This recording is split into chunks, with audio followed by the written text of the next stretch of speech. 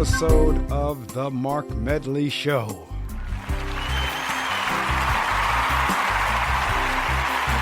Thank you very much. Thank you very much. Thank you. Well, as I said, this is another episode of the Marc Medley Show, and every now and again, I will record a podcast that's based off something that I've written. And actually, this particular topic, I feel, is so important that it required the approaching it from different ways. In other words, I write for different platforms. And this particular article I shared on all three of my platforms, and I'm going to share in this podcast platform. I write for Medium, I write for LinkedIn, and I write my own blog, which is The Critical Thinker. And of course, there's this show, The Marc Medley Show, and my radio show, The Reading Circle with Marc Medley, that's heard every Saturday morning from 6 o'clock a.m. to 9 o'clock a.m. Eastern Time on gobrave.org, and in the northern New Jersey area on FM radio 88.7. But this particular topic is a hot button for me, and that's why I am sharing it across multiple platforms. And the title of it is there such a thing as customer service anymore? Now, I've addressed this topic in a few different ways, even on this platform in prior years. But I'm going to come at it again because it seems like the situation is getting worse, even though people think it's getting better. Again, I'm going to ask the question, is there such a thing as customer service anymore? For me, as it may appear to be a rhetorical question, for me the answer is a resounding no. Company executives, public relations folks, advertising folks, they attempt to promote, pitch, or position concepts such as self-checkout aisles, automated teller machines, conversant or automated voice response systems as improved customer service options, when in reality, the jury is still out about that. While these systems are gaining favor, there is still a significant percentage of us who would rather have the human experience, the human touch, the human interaction, being able to talk to somebody. And I know over the last couple of years wearing these masks, we haven't been able to get a chance to see a smile at a checkout counter, but just to be able to interact with a human as we check out at the grocery store with a cashier and not scan our items ourselves, or to talk to someone live when we call a company if we have a question or need to express a concern. While the executives are pitching these systems as customer service improvements, the reality is they are a cost savings for them. And to add insult to injury or salt to a wound, these savings are not passed along to us, to the consumers. We still have to pay the same price whether we use the self-checkout and scan all of our items ourselves, or if we go to the cashier line and have the cashier total our order.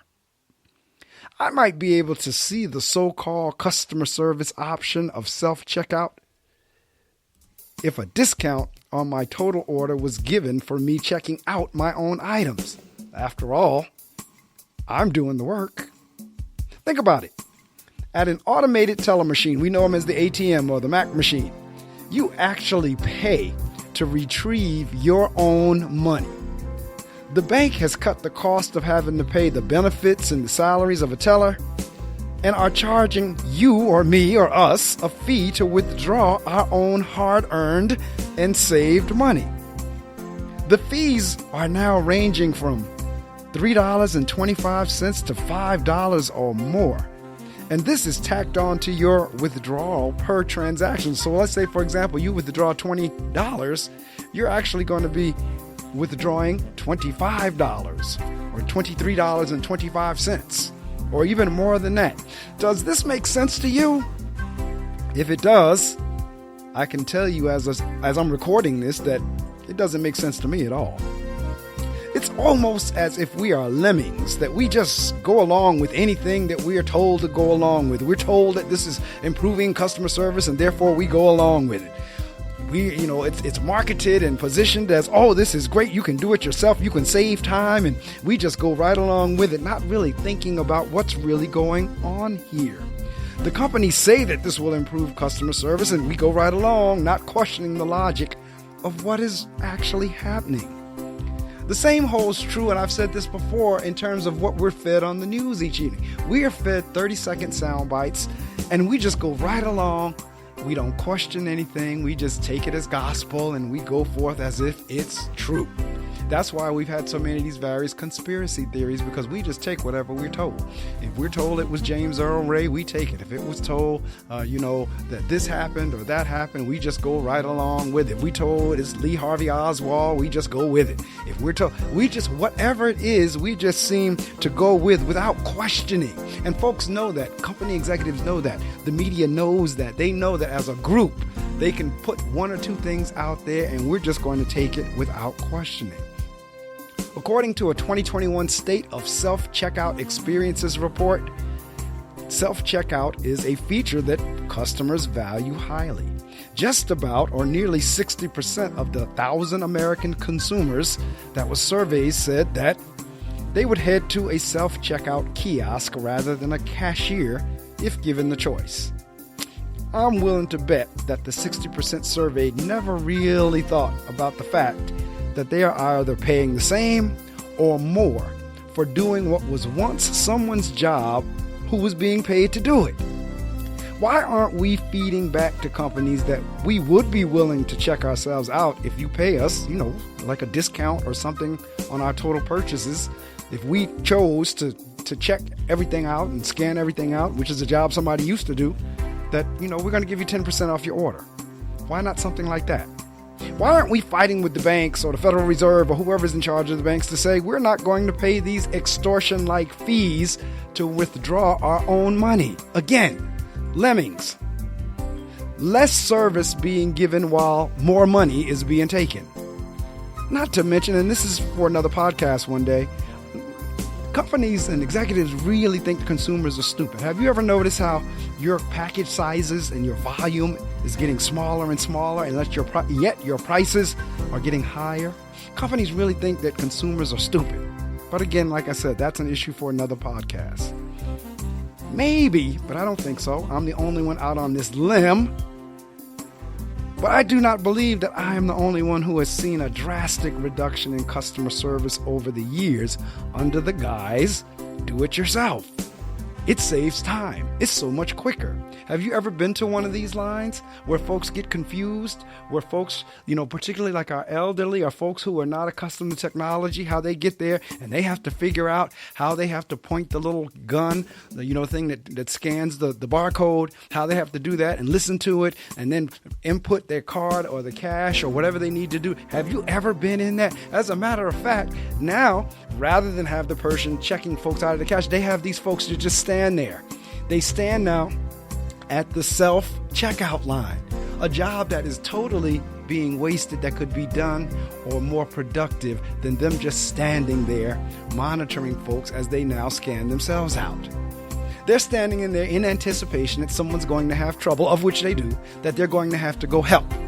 And so rather than do all that, wouldn't it make sense to just be on the checkout counter and scan the items for the person, just like, that's what grocery stores do. That's what stores do. They have folks, they pay folks to be cashiers that will take your items, total them up, give you a receipt. Sometimes you have a bagger, sometimes you don't. But no, now you have folks, they're just standing around. I can remember back when Walmart first started.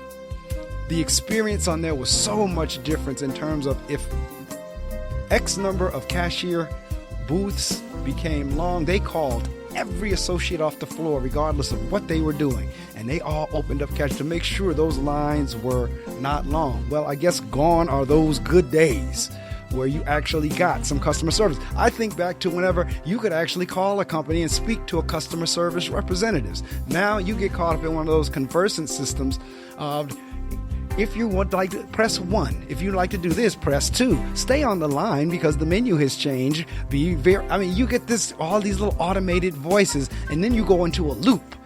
God forbid you get into a loop and you have to start all over again. Or you finally navigate through all of those different, whether press 1, press 2, press 3, and then you're put on hold for like an hour and a half.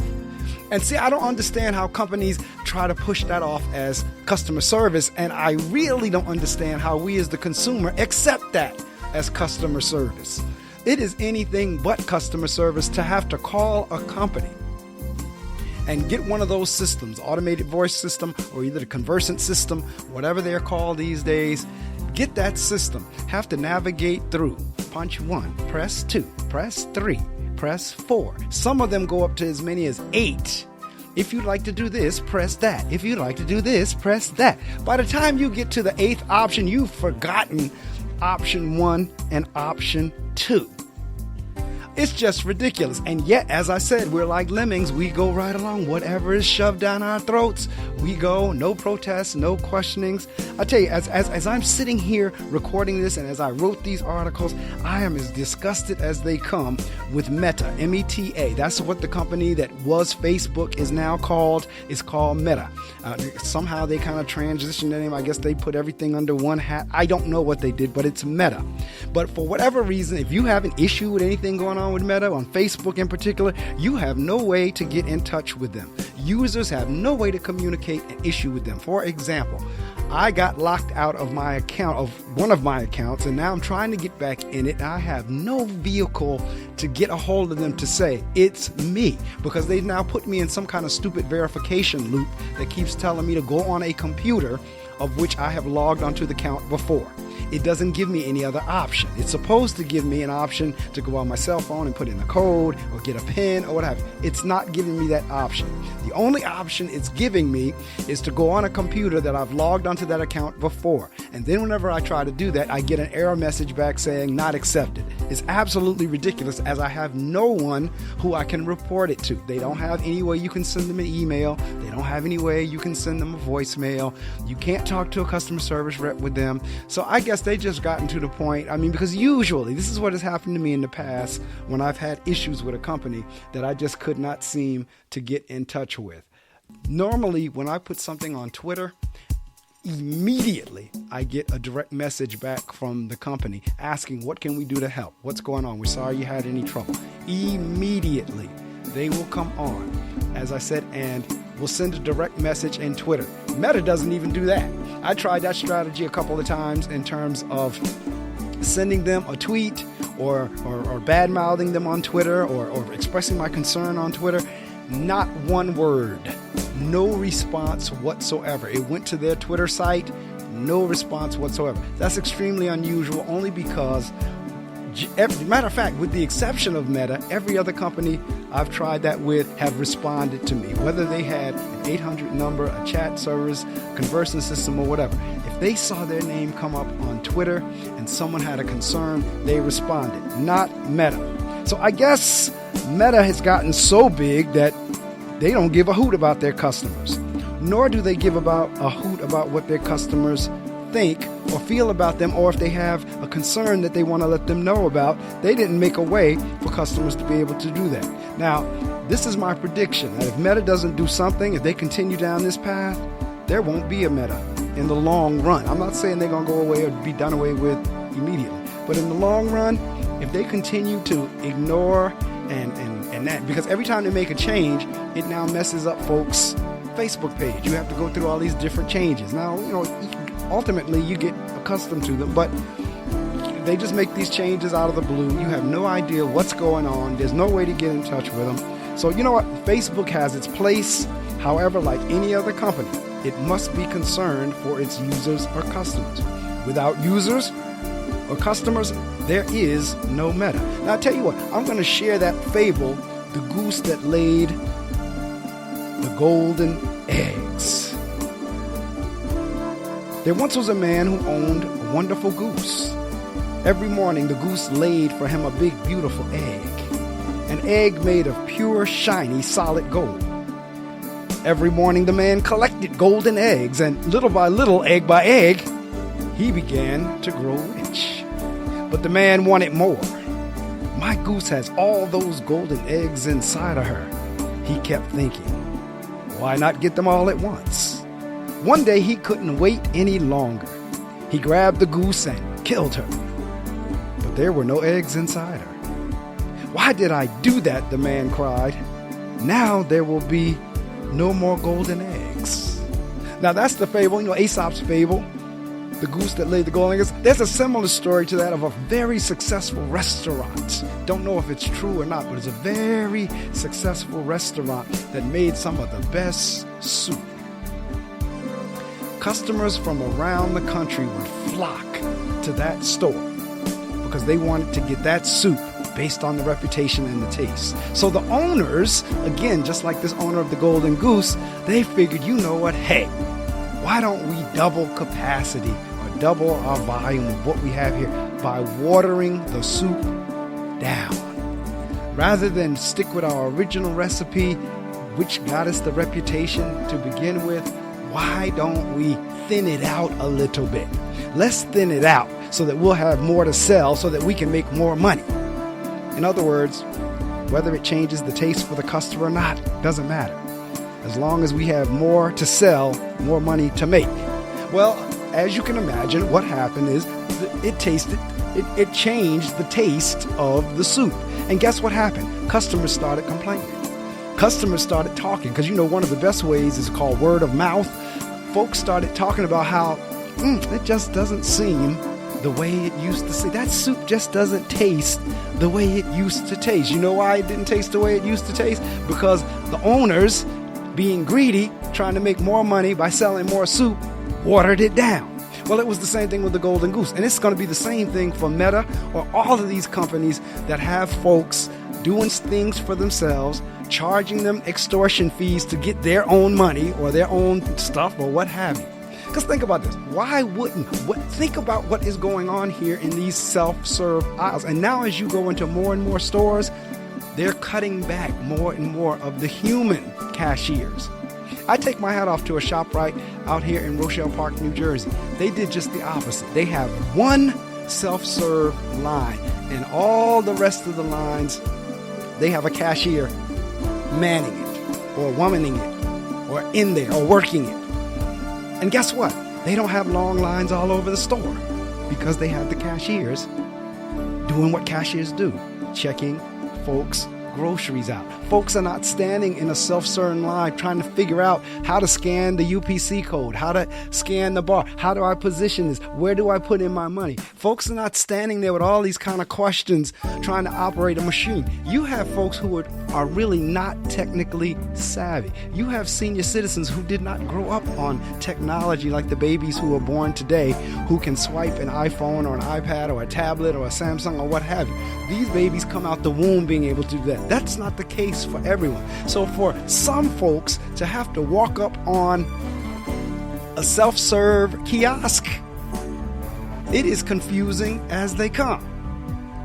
But that's not given thought of. What's thought of, they can get it quick, fast, and we don't have to pay a body. If these companies continue to go down this road, they're going to be just like that man with the Golden Goose.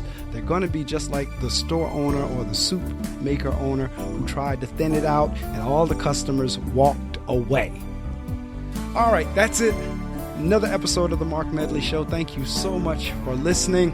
To find out more about me, it's real easy. Just go to my website, marcamedley.com. marcamedley.com. You can listen to me live each Saturday morning, as I said earlier, on 88.7 FM radio in northern New Jersey area, New York area. And we web stream all around the globe, all around the world on gobrave.org. GOBRAVE.org. No spaces. GoBrave.org. It's Brave New Radio. You can hear me there as I interview authors from around the world. We have a grand time on Saturday mornings. I interview authors. I play gospel music. I give commentary. Sometimes I even do this podcast during the 6 o'clock hour. So join me on Saturday mornings from 6 a.m. to 9 o'clock a.m. on gobrave.org, northern New Jersey area, 88.7 FM radio. And we're also on TuneIn Radio and many of the other streaming radio platforms. We're there. And this particular show is on all of the podcast platforms. You name it, we're there. Pandora, we're there. TuneIn, we're there. Spreaker, we're there. Apple, we're there. Spotify, we're there. Django, we're there. You name it. Castbox, we're there. You name the podcast platform, the Marc Medley Show is on it. So let somebody know about it. Please feel free to share it. Subscribe to my YouTube channel. Share this podcast, whether it's on your social media sites or what have you. I truly would appreciate it. Thanks again. And, hopefully we can get together on this customer service thing, because we're not being served as customers. We're being charged out of our backsides. We're being charged up the rear. We're being charged out of our posterior. However you want to say that. We are being charged up the yin-yang. However you want to say that. We're being charged like crazy and being served even less. Way less service, far more cost. Something's wrong with that picture.